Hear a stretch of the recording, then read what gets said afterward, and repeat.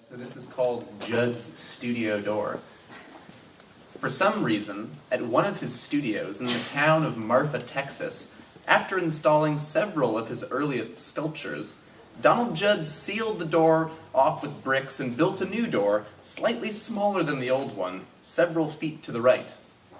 At the studio, a docent explained to me that the door was moved in order to provide a better view of the sculptures from the entrance. After the tour, I approached the docent and asked if I could photograph the doors. I made my way back to the studio, took the photo, and snuck inside for another look. I noticed that something was amiss.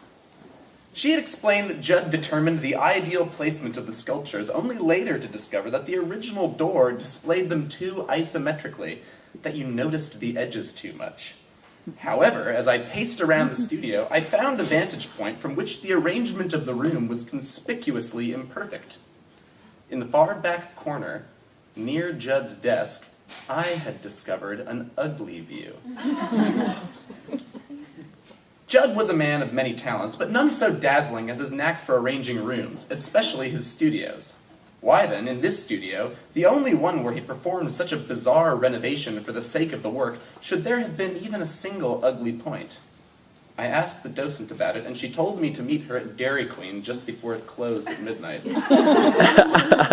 I showed up an hour early and had a hamburger and a milkshake for dinner. She arrived at 11:45 and beckoned me to the cab of her pickup truck. "I don't want to talk in there," she said.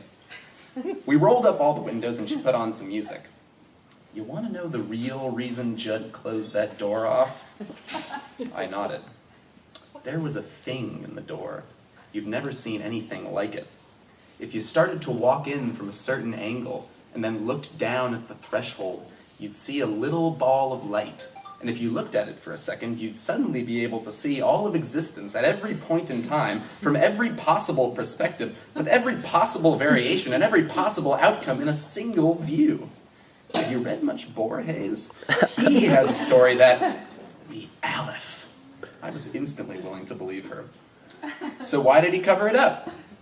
"Didn't work with the installation." "Didn't work with the installation?" "Yeah, it had to go." I frowned. I mean, you have to understand, you don't just go plopping sculptures next to something like that like it's nothing. She paused and then asked, "Are you an artist?" I nodded. "Me too. So you get it, right? It matters where you put things. You wouldn't hide a painting in a bush unless you really meant it that way." "It seems extreme still. He could have found a way to work around it." "It's not just something he needed to work around. How much do you know about Judd's work?" "A little, just the stuff I've seen." So, the most important thing for him is the idea that objects generate time and space, that things constantly create the realities that surround them. But then he's setting up this studio and he finds this other object, the Aleph, where time and space are completely flattened. Everything that ever was or ever will be, from every angle, is there all at once, in that single point. There's no space and no time in there, it's just all at once. Do you see the conflict? Imagine yourself walking through Marfa, moving through the streets and out into the desert, around the sculptures. You're thinking about time and space. You're thinking about your body and your eyes, your whole being relative to everything else. You're thinking about how everything's generating versions of you and you're simultaneously generating versions of everything else. You look at the beds in the studios and the light pouring in through the big glass windows and the desert beyond them. And you're thinking about how shit's being generated and generating other things, even when you're not around, even when nobody's around, even when you're asleep. It's just happening. And then you open a door and look down and wow, there's everything that ever was and ever will be from every angle all at once. You realize that all of existence is one solid piece that doesn't move and doesn't change, and your experience of movement and change is an illusion, that what's actually going on is you're just becoming aware and unaware of different parts of the Aleph. I guess I sort of would have expected him to leave it there, like he wouldn't have the heart. It's not just an isolated thing. It resonates with you, and not necessarily in a good way. It's sort of terrible to leave it once you've started looking, really. To see so many possibilities, all of them. And believe me, you've never been so sure of anything in your life that these are all the possibilities. It makes you feel very weak and pointless, like nothing you can do or think isn't already laid out, planned, accounted for by the Aleph. That's the part Judd had such a hard time with. Sure, it was interesting to him that it was there, but he had to get rid of it for the sake of the work, and his own sake, too. He would look at it for hours and hours, then he'd suddenly stop and curse loudly and go and get drunk in his library. Then the next day, he would tell everyone that if others saw it, it would make them into the wrong kinds of people. What those wrong people would be like, he never quite specified. He was very clear, though, that he didn't want those types running around, at least not if he could help it. She paused. I saw it, before he covered it up. It was spectacular.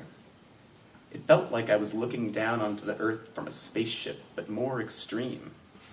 I never wanted to leave. I think that's why Judd found it so abhorrent. That it feels like a separate place that's the same world as ours, but more real. I think this whole thing about how it would manufacture the wrong kinds of people was just a political trip he got on when he was trying to account for the Aleph. But I do think it does point to an underlying politics in his work. You have a role in creating reality, and everything else does too. It's the idea that reality is an intersubjective space. The Aleph ruins that. When you see it, it confirms that reality isn't an intersubjective space, it's a predetermined space. But all that aside, it's really powerful to have a moment where your perception so vastly exceeds what it usually is. It would have been inhumane to leave it. It would have made people feel depressed and ashamed, like they were living an incomplete version of the truth. She yawned and rolled down the windows. I could hear a thunderstorm somewhere off in the distance. All the lights in the Dairy Queen had just been turned off, and someone was taking out the trash.